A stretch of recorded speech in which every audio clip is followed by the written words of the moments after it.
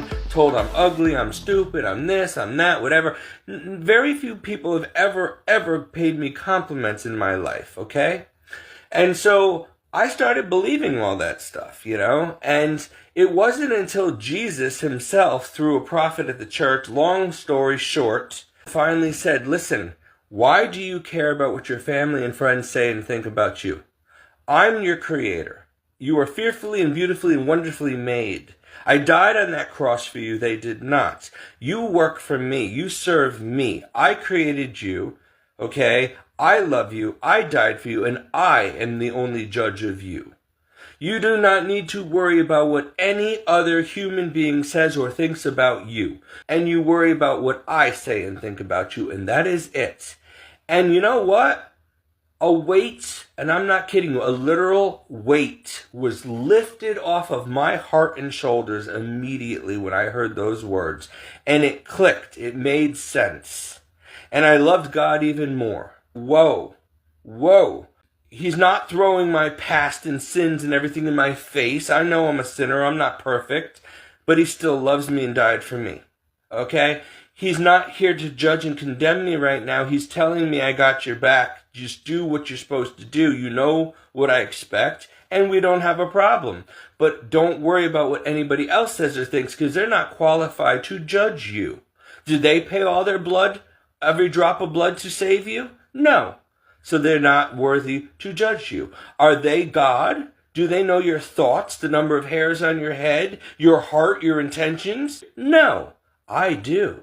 They have no authority or ability to judge you. Only I can. You don't even know yourself as well as I know you.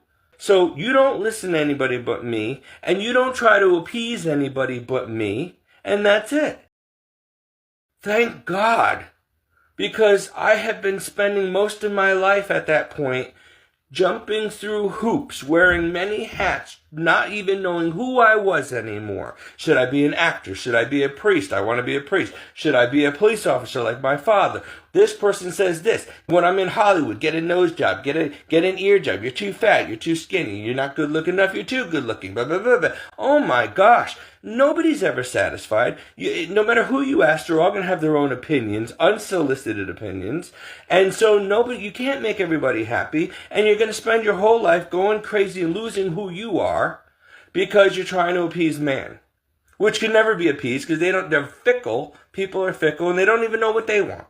I felt such freedom at that point, and that's when I really came into my faith, because I knew that at that point I had permission from God to be a real Christian and only a real super Catholic and only worry about serving him.